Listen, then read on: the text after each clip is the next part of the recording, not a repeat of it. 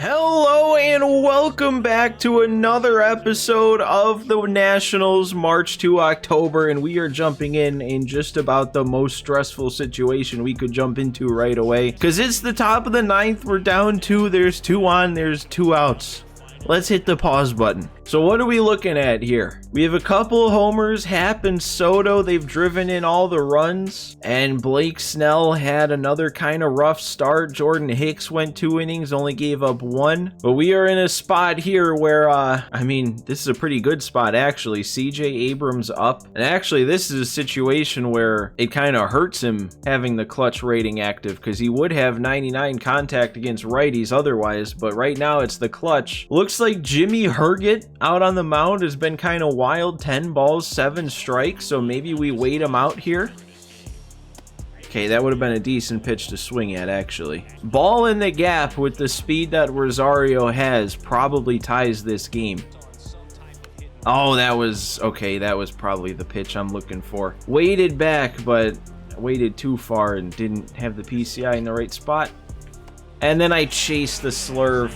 I really thought that was kind of hanging right there for me. That's unfortunate. That would have been a huge game to turn around and win, because that probably would have been one of those comeback wins that would have given us 8 momentum. But you know what? Down 2 with 2 outs like that, you really can't anticipate winning anyway. I can't be upset. What does kind of suck about that, though, is we did finally have a good comeback win in the last episode to give us a lot of momentum, but that's already used up now, and technically we didn't make any progress towards that division title, and now we're getting swept by the Angels. That's not gonna help. All right, we found a couple more guys to scout. We're getting really close here. Week 12 out of 14. I didn't even really realize that, but next episode could be the draft already. Oh, and we got more trades to make. All right, this is all happening quick here in this episode. I mean, it hasn't even been like 3 minutes yet, and we've already lost a game, done a bunch of simming, scouted some new players, and now we're looking at trades. This is the second time now that the Yankees have tried to trade me Franchy Cordero. I don't want this. All right, what about the D-backs? They want to give me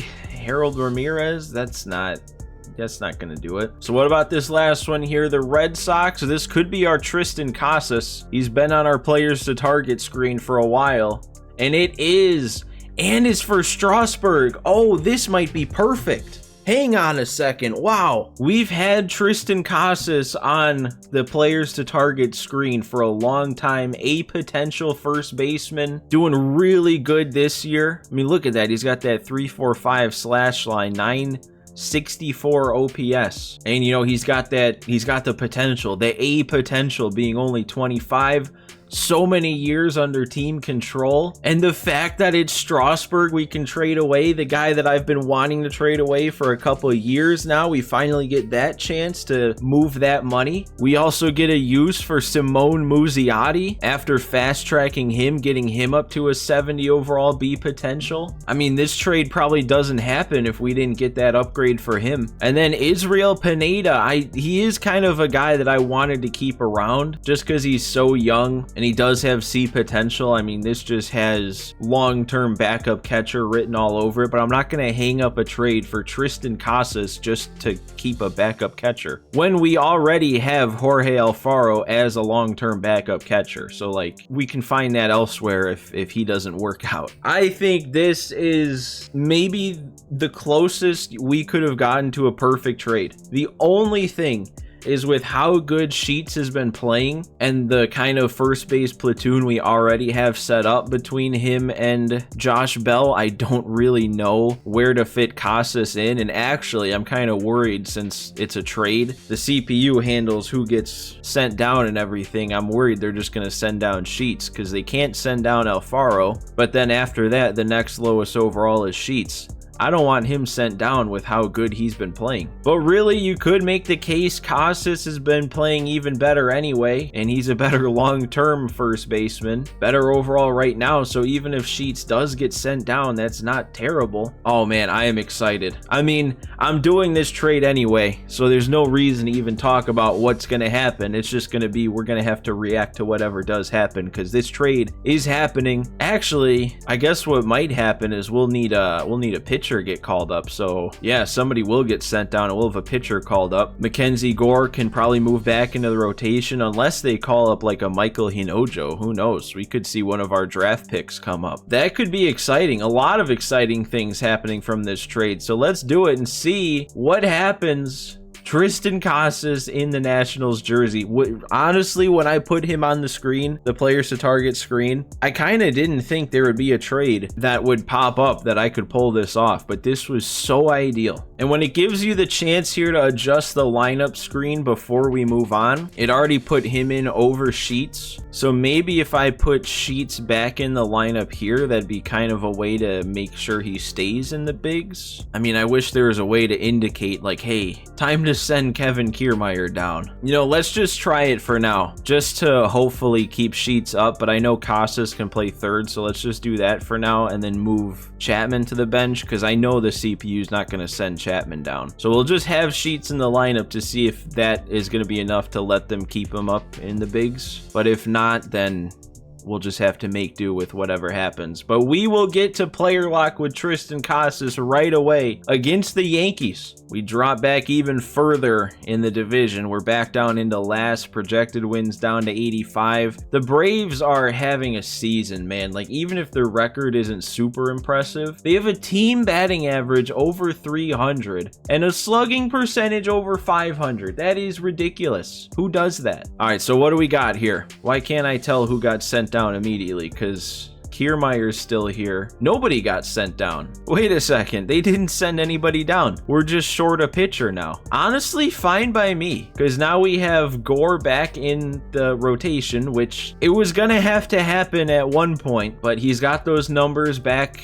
down, I mean, a little bit. 716 still isn't very good, but when he had already given up like 25 plus of those 35 runs through his first 13 innings, he's done okay to get it back down. And then we can move Hicks to our true long reliever. Maybe that'll free up. Actually, I think I should probably move Efros out of the setup role, because that'd probably give more innings for both of these guys since they're not both being saved for a late game hold or anything. Yeah, and even though Strasburg was doing okay for us this season, it gets rid of our lowest rated player, actually, on the entire team. Gets rid of our lowest rated player, and then we add a guy like Casas. That move is getting better and better. See, that's the thing though, is right now, I don't know what to do with Casas, because it's tough to justify putting him in at first over Sheets when Sheets is having the year that he's having and he has 74-79 numbers against righties. But then also, it's not like I would feel good about putting Casas in against lefties when he is a lefty over Josh Bell, who is pretty good against lefties also. So I might have to take some time to figure this out, actually. Hang on. Okay, well, for as good of a season as Sheets is having against righties, this is what Casas is doing against righties, so I have to have him in, right? You gotta find a spot for that. All right, you know what? Actually, the more I thought about this, the easier the decision became,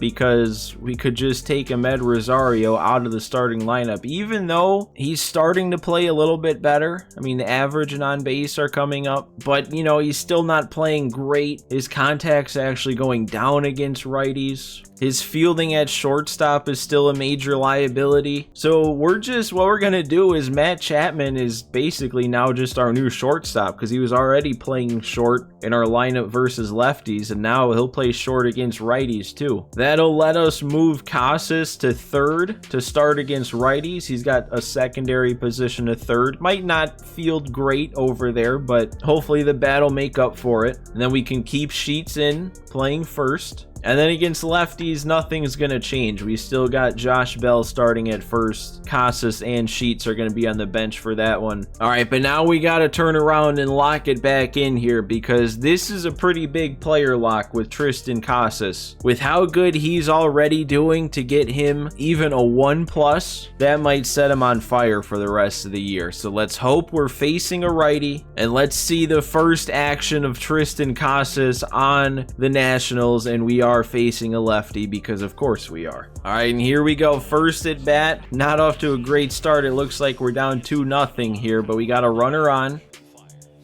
And there we go. a walk in his first plate appearance. It was 3-0, and then the 3-0 pitch was nothing I would have given the green light on, and then we got that. So really nothing to hit. They were scared of him. And Matt Chapman gets it through.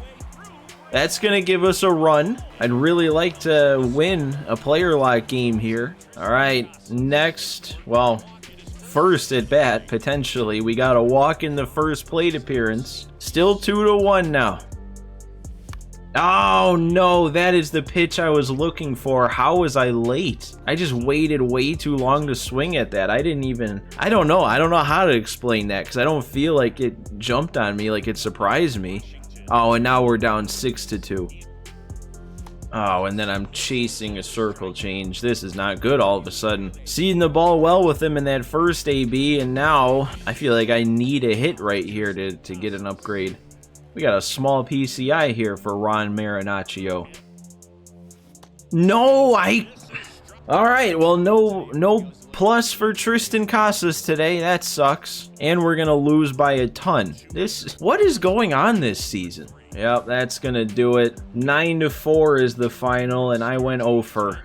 So we got nothing. No pluses and some negative momentum to go along with it. That's okay. I mean, he was still playing really good already. So as long as he keeps that up, I feel like we don't really need that much of a boost. And when did this start happening? When we had positive momentum and we get one thing of negative, now it actually gives enough to lose a game with negative momentum? I feel like typically it just flips, but it's still neutral. All right, I already adjusted this after the trade. We're not really looking for any more trades specifically unless we can move Lane Thomas for a decent prospect, but there's really nobody I have in mind. No specific position. Actually, maybe catcher now that we don't have Pineda. If we can get a catcher that's maybe like an A or B potential, but maybe really young and like a low 60s overall, that'd be all right. All right, well, I just went through the entire league. These were really the only two that fit that description. One guy, 19 years old, B potential, 61 overall. The other guy, 19, 58, but A potential. I wouldn't mind trading for one of them. Decent upside, it seems like. And now we continue losing, get swept by the Yankees. We actually took a game against, I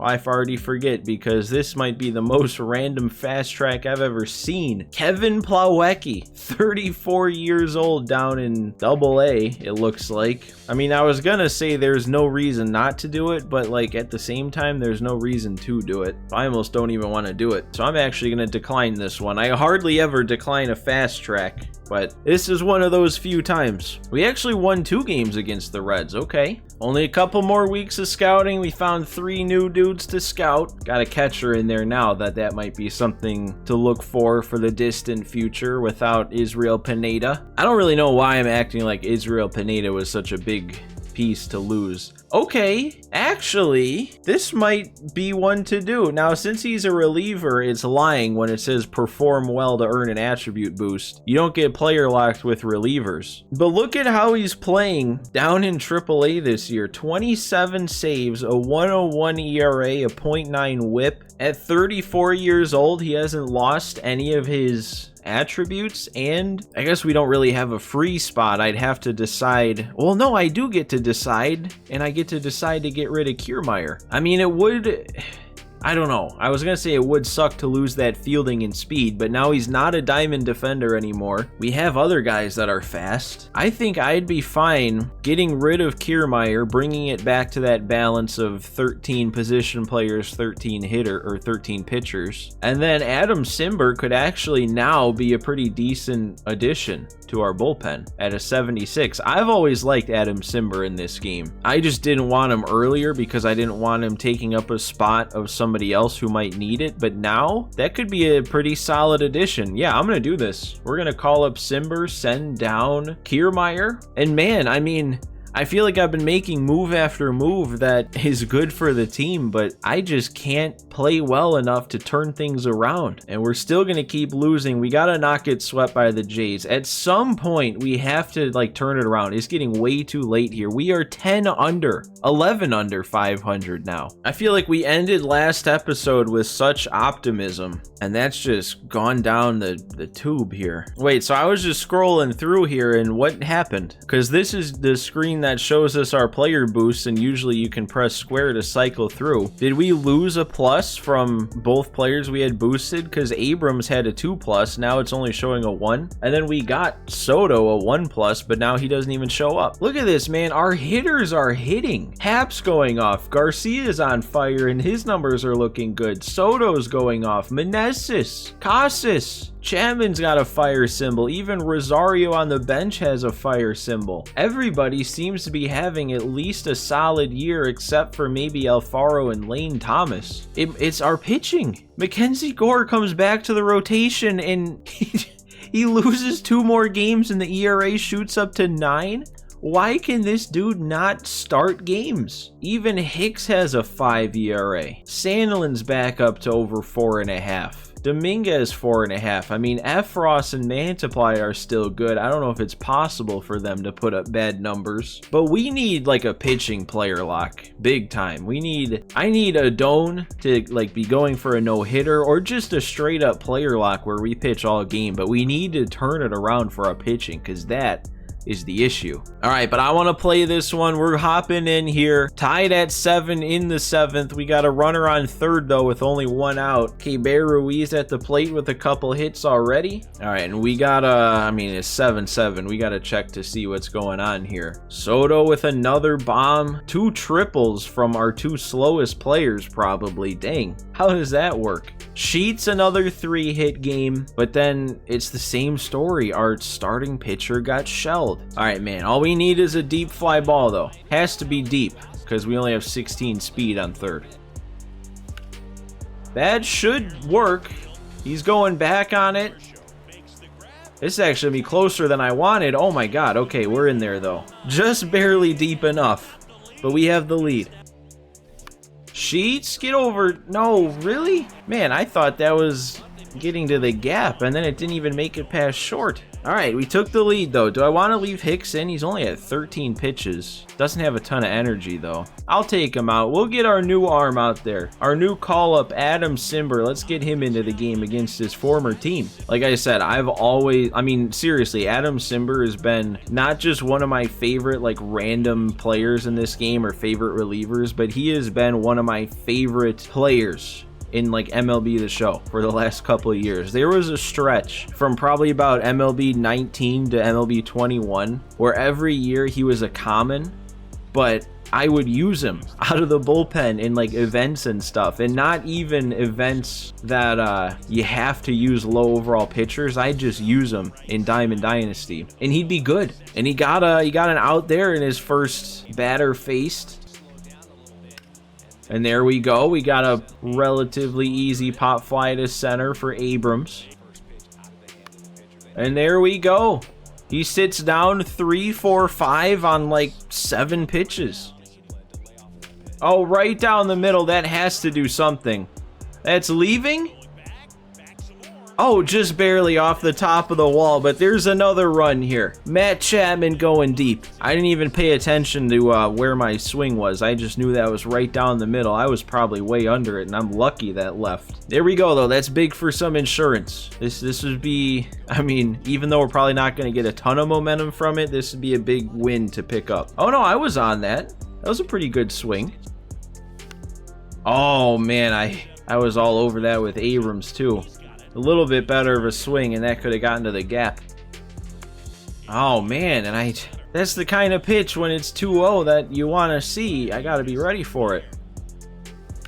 And then I rolled over a pretty hittable curveball there. At least we added one more on. 9-7 here going into bottom of the 8th. Might just go ahead and leave Simber in since he didn't have to do much work last inning. At least for this first hitter, because the next batter is real good against righties and not so much against lefties.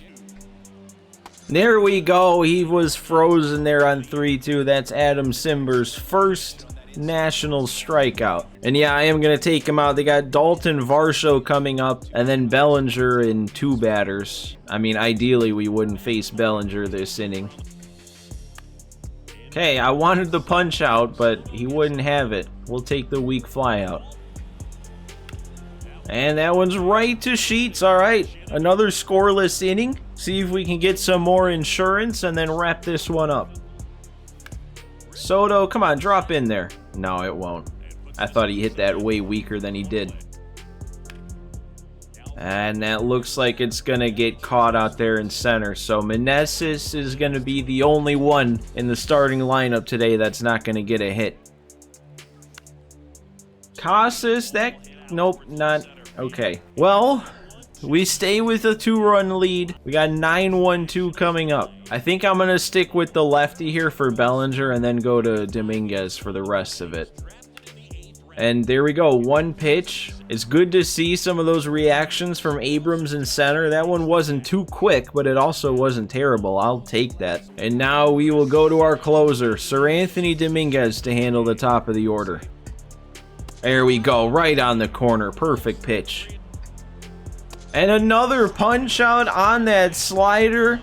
Dominant 2 batters from Dominguez, and that's a nice win to pick up. They gave us 3 fireballs. I think it'll actually be 3 since we weren't winning. I think that's not a lie. We really have to have a quick turnaround though. Like, that's part of the problem, is when I do get some momentum, we're just playing way too many games in a row and then it gets exhausted and we're back to nothing. We gotta play like 1 game, like sim 1, and then play another one, and we're already losing games in the sim. Alright, well, this is the last week of scouting, and I guess I didn't pick anybody that was gonna get fully scouted, so I may as well just keep this how it is. And that'll take us into the draft, which should be pretty much at the beginning of next episode. I'm guessing we'll have a game to play.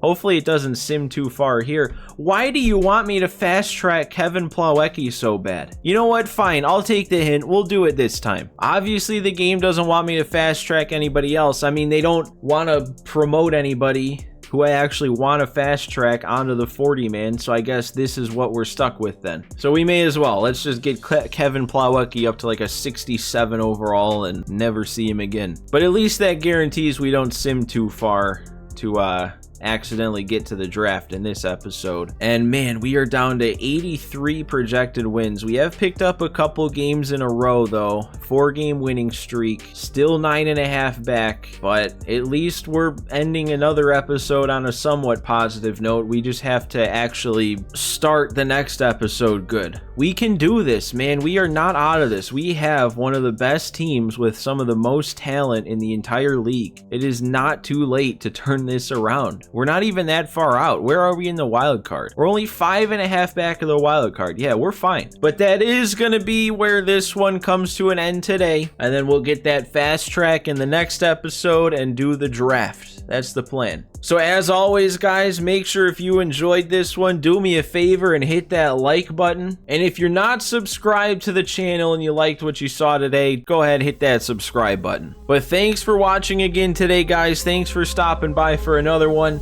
and I will see you next time.